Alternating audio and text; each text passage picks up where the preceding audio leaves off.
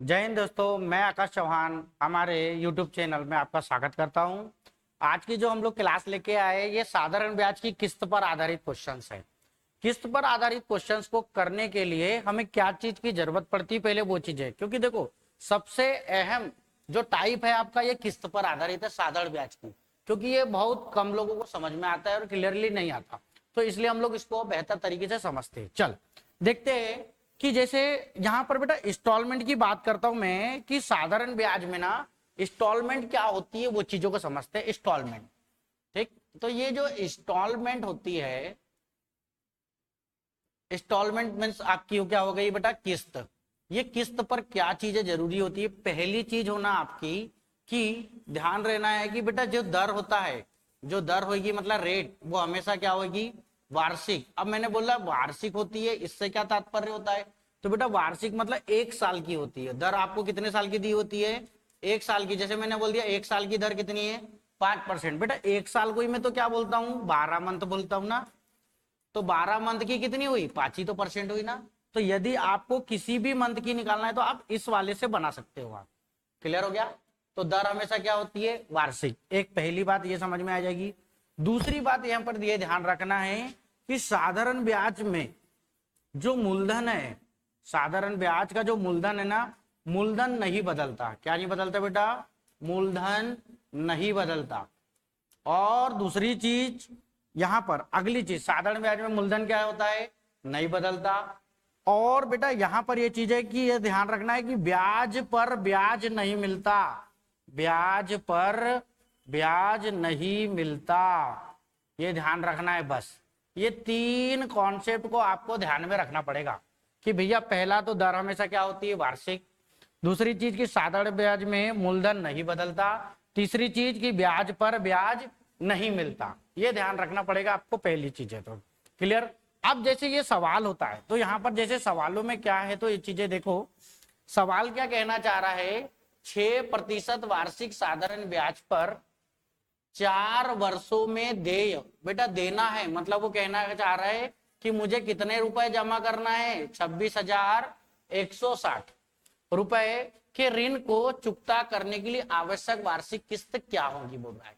तो बेटा आपको ना किस्त यदि ज्ञात करना है, ये ध्यान रखना है कि 26,160 रुपए क्या है। तो जैसे आप इंग्लिश में यदि इस चीज को देखोगे ना, तो देखो यहां पर बोल रहा है एनुअल, तो पेबल ओवर 4 ईयर है ना, और सिंपल इंटरेस्ट कितना है बेटा, 6%। एक चीज ये ध्यान रखना है, ये जो होता है ये अमाउंट होता है। क्या होता है बेटा, अमाउंट, ऋण की राशि जो बोलता है, ये जो ऋण की राशि है ये क्या होती है, अमाउंट है। ये आपका कर्ज है। कर्ज है मतलब मूलधन पर ब्याज मिलके जो राशि हो जाए वो क्या होगी, आप पे कर्ज। और ये कर्ज को मेरे को चुकाना है, तो इस कर्ज को चुकाने के लिए बेटा इसके लिए आपको एक चीज रखना है, कितना टाइम दिया है, टाइम पीरियड 4 वर्ष। दूसरी चीज देखा है कितना परसेंट दर है, 6%। तो आपको ना एक सिंपल तरीके से मैं बताता हूं, आपको लिखना है यहां पर 100। क्या लिखना है, 100। फिर कितने परसेंट है, तो 6% है, तो 106 कर दिया। क्लियर हो गया। 106 के बाद 6 जोड़ो तो कितना हो जाएगा, 112। और 112 में 6 जोड़ूंगा तो कितना हो जाएगा बेटा, 118। ये हो गया 1 2 3 और ये 4। क्लियर हो गया। 4 बार है तो 4, 6% है तो 6% को जोड़ते लिखते, क्या 5% होता तो 5% को जोड़ते हुए लिखता। तो बेटा यहां पर अब इन सबका टोटल करो, 8 और 2 10 और 6 कितना हो गया, 16। हासिल की कितनी आई, एक, एक और एक, एक और एक 2 और एक 3, तो यहां पर कितना हो जाएगा, 3। और ये कितना हो जाएगा बेटा, 4, 436। यहां पर क्या इतना गया अमाउंट, ये जो 436 का मान है वो किसके बराबर हो जाएगा, 26,160 रुपए के। क्लियर हो गया। यहां से यदि मैं काटूंगा तो बेटा 4 एकम 4 और 0 लगेगा, और 4 9 36, तो कितना हो जाएगा, 109 बार। यहां से काटो बेटा इसको 4 से, 4 6 24, 2 बचा, 4 पंचे 20, ठीक, 4 पंचे 20। और यहाँ पर कितना बच गया, 1 बच गया, फिर 4 चौ 16, और ये यहाँ पर फिर देखो 9 है, तो मेरे को लग रहा है यहाँ पर 9 है और यहाँ 4 है, तो 6 9 54 होता है ना, तो ये 109 कितने बार, 6 बार कटेगा, 654। नहीं तो देख लो 6 9 54 और 6 कम 6 आ गया, और ये 60। तो एक रेशो का मान कितना आ गया आपके पास, 60। कितने रुपए आ गया, 60 रुपए आ गया एक रेशो का मान।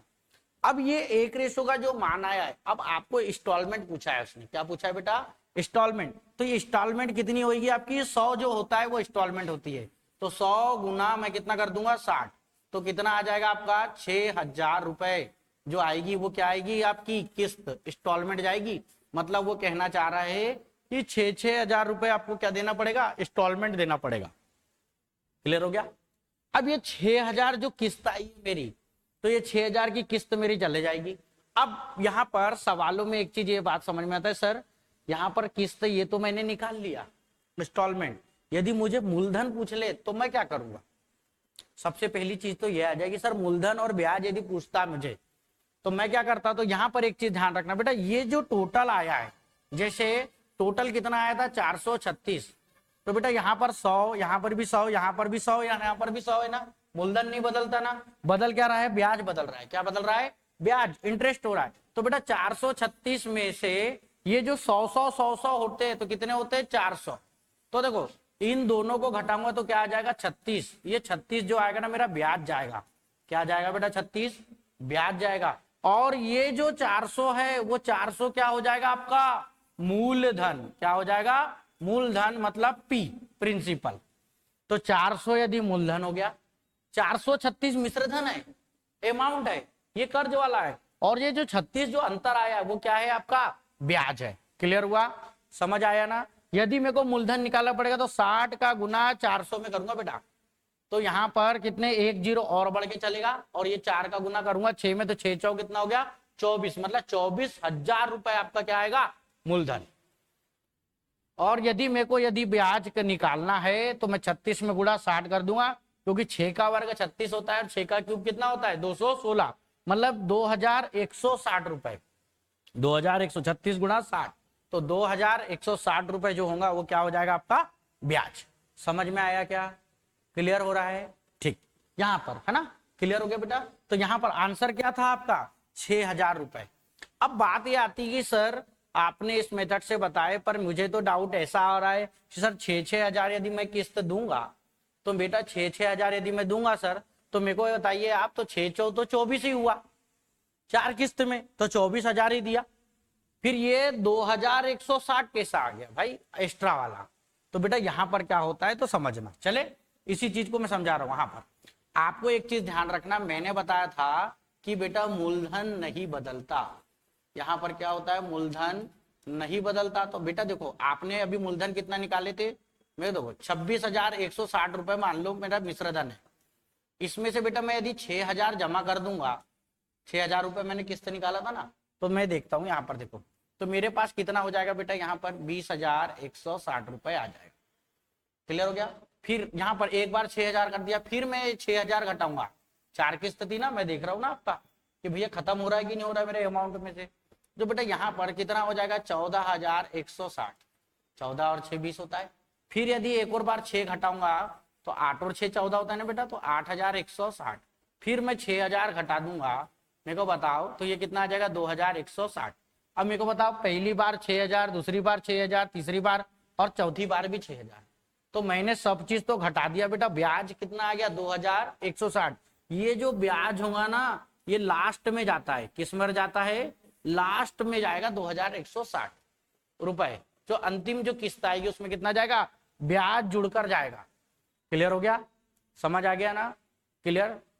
चले अगले इसमें, हाँ यहां पर क्योंकि इंस्टॉलमेंट बहुत साधारण ब्याज का इंस्टॉलमेंट थोड़ा सा डाउट करता है। चलो जैसे ये सवाल है यहाँ पर क्या बोल रहा है, देखो 12.25% वार्षिक साधारण ब्याज की दर पर 3 वर्ष में देय 9,429 रुपए के ऋण का भुगतान करने के लिए वार्षिक किस्त कितनी होगी।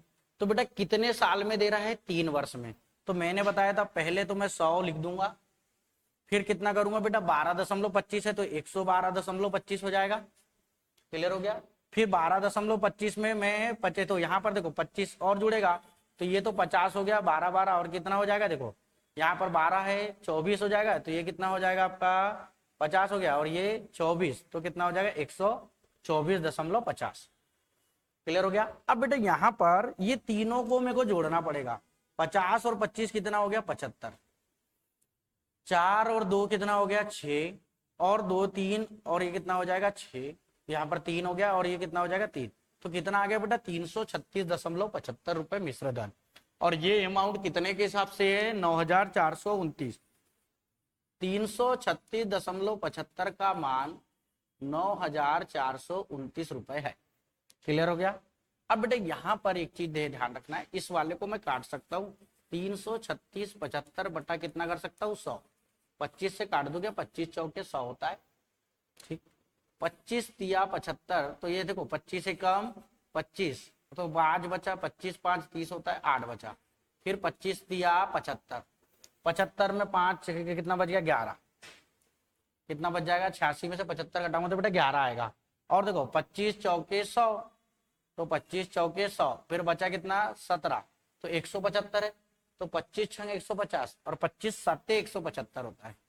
कितना हो जाएगा 25 साते 175 और बराबर ये कितना हो जाएगा 9429। क्लियर हो गया। अभी नीचे 4 है बेटा, यदि ये कटता है इससे तो इसको देखना पड़ेगा, कट जाएगा क्या, साथ ही 49, कट तो जाना चाहिए 7 से, हाँ कट जाएगा मेरे ख्याल से 7, 7 बार कटेगा ये, क्योंकि कितने बार कटेगा ये 7 बार, क्योंकि देख लो आप 7 ही 49 की 9 हासिल की 4, 7 7 चौ 28 और 4 32, तो 2 बचा 3, फिर 7 21 और 3 24, फिर बचा 2, 7 कम 7 2, तो कितने बार 7, और ये 4 का मल्टीपल इधर हो जाएगा, तो एक रेशो का मान कितना आ जाएगा आपका 28। कितना आ जाएगा एक रेशो का मान 28। और मैंने बताया था इंस्टॉलमेंट 100 वाली होती है बेटा, 100 गुना 28, तो कितना आ जाएगा 2800 रुपए। तो ये जो आएगी आपकी ये क्या हो जाएगी इंस्टॉलमेंट। इतनी इंस्टॉलमेंट में आपको क्या देना पड़ेगा, पैसे मेरे को पे करना पड़ेगा। क्लियर हो गया, समझ आ गया यहां तक। चले नेक्स्ट क्वेश्चन देखते हैं, इसी प्रकार का कोई हो तो। हाँ, यहां पर भी देखो आपको दिया हुआ है कि इस सवाल में यदि मैं देखता हूं, यदि ऋण 5% प्रति वर्ष की दर से 6 वर्षों में दे है, कितनी किस्त जाएगी बेटा 6, तो 800 रुपए की 6 समान किस्तों में ऋण की कितनी राशि चुकाई जाएगी। मतलब अभी तक आपको ऋण देता था, अब ये जो ऋण है कर्ज, तो ये पूछा गया है। क्लियर हो गया। तो बेटा ये जो है ना, ये 800 है ना, ये 100 का मान है। किसका मान है 100 का, तो एक का मान कितना हो जाएगा बेटा 8, एक रेशो का मान कितना आ गया 8। समझ आया कि नहीं आया, क्योंकि अभी तक इंस्टॉलमेंट आप लेते थे 100 में गुना करते थे, अब इसने 100 रेशो का मान दे दिया, इंस्टॉलमेंट दे दिया है। क्लियर हो गया। तो एक का कितना आ गया 8। अब ये 8 जो आ गया, तो बेटा उसने एक चीज बोला है कि पूरी अमाउंट 6 वर्ष है, तो बेटा देखो पहले तो 100 आ जाएगा, फिर 105 आएगा, फिर 110 आएगा, फिर 115, फिर 120, कितनी हो गई 5, फिर 100 कितना हो जाएगा 25। इन सबको जोड़ूंगा बेटा, 5 5 10 और 5 कितना हो गया 15, हासिल की 1, 2 और 1 3 2 5 6 7, ये कितना हो जाएगा 7 हो जाएगा। ठीक, 4 5 2 7, हाँ 1 2 3 4 5 और ये 6, तो कितना आ गया बेटा 675। अब इस 675 जो आ गया ना, ये अमाउंट का अमाउंट का मान है, तो आपको क्या करना है, इस 675 में 8 का गुना करना पड़ेगा। 8 पंचे 40, 8 साथी 56 और 4 60, फिर बचा 6, 8 छंग 48 और 6 कितना होता है 54। क्या 5400 है क्या, हाँ चौथे ऑप्शन में है आपका 5400, तो आंसर कितना आ जाएगा आपका 5400। क्लियर हो रहा है। इसके 2 सवालों में पहले क्या था, आपको ऋण की राशि दी हुई थी, तीसरे सवाल में उसने क्या दे दिया, सीधा आपको किस्त दे दिया इंस्टॉलमेंट, और इंस्टॉलमेंट से बताया कि आपको कितना पे करना पड़ेगा पूरा का पूरा। तो जो पे करना पड़ेगा वो कितना रुपए करना पड़ेगा आपको 675 रुपए। क्लियर हुआ, आपको समझ आ रहा है। चले अगला क्वेश्चन देखते हैं ना। हाँ, यदि आपको कोई भी डाउट हो बेटा तो आप ना कमेंट कर सकते हैं, और हमारे पास दिया गया नंबर है हमारा, जो हमारी स्क्रीन में भी दिखाई देता है यहाँ पर 8358925987 में भी कॉल करके या आप मैसेज करके व्हाट्सएप में आप पूछ सकते हैं। ठीक है, चलो अगला सवाल जो है आपका, ऋण की वह राशि ज्ञात कीजिए जो प्रत्येक 200 रुपए की 5 बराबर किस्तों में चुकाई जाएगी, और यदि ऋण 5% वार्षिक साधारण ब्याज की दर से 5 वर्षों में दे है। मैंने बताया था इंस्टॉलमेंट दी है, मतलब 100 का मान 200, तो एक का मान कितना आ जाएगा बेटा 2, एक का मान कितना आ जाएगा आपका 2। समझ आ गया। अब मेरे को क्या करना है, यहाँ पर से 5%, तो 100 के बाद कितने किस्त है बेटा, 5 बराबर, वो आ जाएगा 105, फिर 110, फिर 115, फिर 120, यहां तक आएगी। ठीक, अभी यहां पर जोड़ो बेटा, देखो 1 2 3 4 5 तो यही हो गया, तो 5 लिख दिया। यहाँ पर देखो 20 और 15 कितना हो गया, या ऐसा जोड़ लो आप, 5 5 कितना हो गया 10, एक बचा, तो बेटा 2 और 1 उधर का 3 4 और ये 5, तो कितना हो जाएगा 550 का मान। तो मेरे को 550 का मान निकालना है, तो मैं क्या करूंगा, 550 में कितने का गुना कर दूंगा, 2 का, तो 2 शून्य शून्य, 2 पंचे 10, 2 पंचे 10 और 1 11, कितना आ जाएगा आपका 1100 रुपए। कितना आ जाएगा आपका 1100। आशा करता हूं कि आपको ना सवाल समझ में आ रहे होंगे। ठीक है, यदि आपको कोई डाउट हो तो आप पूछे जरूर। क्लियर है? चल अगला सवाल देखते हैं बेटा, अगले सवाल में क्या कहना चाह रहा है। देखो परेशान जब तक होंगे नहीं तब तक सिलेक्शन कैसे होगा, आप ही सोचो। क्योंकि देखो जो परेशान होगा तो मतलब वो परेशान क्यों हो रहा है, क्योंकि उसकी सीखने की कला चाहता है, सीखने का चाहता है, तो वो परेशान होगा। पर देखो ये परेशानी ना कुछ समय के लिए, और जब वो सीख जाएगा तो फिर तो उसका सिलेक्शन पक्का ही है। क्योंकि देखो हर चीज आपको यही सीखना है, पर हाँ ये बात होती है कि आपको सीखना किससे है, आपका लिए बेहतर ऑप्शन चुनना आपका मन होता है। क्लियर है? चल देखे सवालों में यहां पर, चल कितनी वार्षिक किस्त 4 वर्षों में 12% साधारण ब्याज प्रति वर्ष पर दे 3658 रुपए के ऋण। यहां पर भी बेटा कितने वर्ष है, 4 वर्ष है, तो आपको मैंने बताया 100 है, फिर 112 हो जाएगा, 12% है, फिर 12 के बाद 24, और 24 के बाद फिर 12 जोड़ूंगा तो कितना हो जाएगा 36। क्लियर हो गया? 4 किस्त है तो 4 जोड़ दिया, 6 4 10 और 2 कितना हो गया 12, फिर यहाँ पर 3 और 1 4 और 2 6 और 1 7, तो ये 7 हो जाएगा, और ये 472। 472 का मान कितना है बेटा, 3658। आप ना ऐसा भी देख सकते कि 2 में कितने का गुना करूं कि 8 आए, 4 का भी आता है और 9 का भी होता है। मेरे ख्याल से 9 के गुना ही है जहां तक, क्योंकि 9 दूनी 18, 9 7 63 और 1 64 है कि नहीं, 9 गुना ही है बेटा यहाँ तक मेरे ख्याल से, 9 4 दूनी 18 और हाँ 9 7 63 और का 472, कहीं मिस्टेक है देखो, बोला 6 4 10 और 2 12 12 24 और 12 36 है ना, 3658।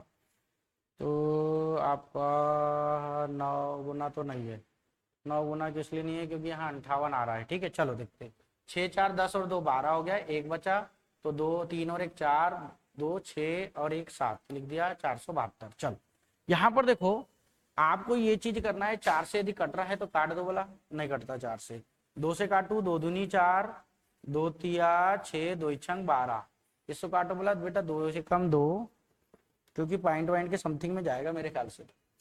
देखते हैं ना, 2 एकम 2, 18 दूनी 36, 2 दूनी 4 और 2 ही 9 18, 6 और ये 9 है, तो देखो 2 ही 9 18 के 9 लगभग जाएगा, और पॉइंट में तो आएगा, जहां तक पॉइंट में ही कटेगा ये। चलो कोई नहीं, ऐसा नहीं आ रहा समझ में, तो सबसे बढ़िया होता है कि 236 से डिवाइड कर दो आप 1829 को, पॉइंट में यदि जाता होगा तो हो सकता है, क्योंकि 100 रेशो है ना, पॉइंट में आएगा तो कट जाता है वो, इसलिए। तो 236 का बेटा इसमें तो नहीं जाता, तो मैं 9 बार पढ़ता हूँ, 9 बार में ज्यादा हो जाएगा, 8 बार कुछ में जाएगा मेरे ख्याल से, तो 8 छंग 48 की 8 हासिल की 1, फिर 8 दिया 24 और 1 25 की 5 हासिल की 2, 8 दूनी 16 और 2 कितना हो गया 18, ये तो ज्यादा बार हो जाएगा बेटा, 58 आ रहा है, और ये 29 है, तो कितने बार 7 बार के लगभग में जाएगा, कितने बार 7 बार के, तो 7 बार में है क्या, पर 750 भी 775 725, तो मेरे को यहाँ पर कितने बार लेना पड़ेगा 7 बार, तो इतना तो समझ में आ रहा है कि सर 7 बार के इसमें जाएगा। चलो देख लेते हैं, 7 बार के इसमें यदि जा रहा है तो ये 7 बार यदि करता हूँ, 7 छंग कितना हो गया बेटा 42 की 2 हासिल की 4, 7 या 21, 21 4 कितना हो गया 25, बचा कितना 2, फिर यहाँ पर 7 या 21 और 4 25, हाँ फिर 7 दूनी 14 और 2 कितना हो जाएगा 16, तो बेटा यहाँ पर 9 में 2 गया 7, और यहाँ पर कितना हो गया 12 में 5 गया तो 7, और यहाँ पर हो गया आपका 17 177, अब ये कितना हो जाएगा, पॉइंट जगह के 0 लगा दिया। फिर 200 के करीबन बेटा 2 8 तो 16 हो जाता है, तो 7 बार जाएगा मेरे ख्याल से, 8 बार में तो ज्यादा हो जाएगा, तो हाँ 7 बार जाएगा। तो 2 7 छंग 42 की, 2 हासिल की। देखो यहाँ पर 7 7 दिख रहा है मेरे को, और 7 7 कहाँ पर भी है, यहाँ पर दिख रहा है मेरे ख्याल से। तो आंसर कितना आ जाएगा आपका 775 रुपए। देखो ये जो सवाल दिया है ना, ये आपके कैलकुलेशंस के लिए है कि भाई आप कैलकुलेशंस में क्या समझ पाते हैं इस चीज को। क्लियर हो गया। अब यहाँ पर ऑप्शन भी फंसाया था उसने, 725 825 750 775। यदि यहाँ पर देखो 77.5 आ रहा होगा, लगभग कितना आ रहा होगा 77.5 पे, तो 77.5 में 100 का गुना कर दूंगा मैं, 77.5, तो एक पॉइंट से एक 0 कट गया, तो यहाँ पर एक पॉइंट से कट जाएगा है ना 77 अच्छा यहाँ पर एक 0 लगा, 7.75 है, सॉरी 100 से 100 कट जाएगा, तो बचा कितना 775 ही तो बचेगा, राइट है।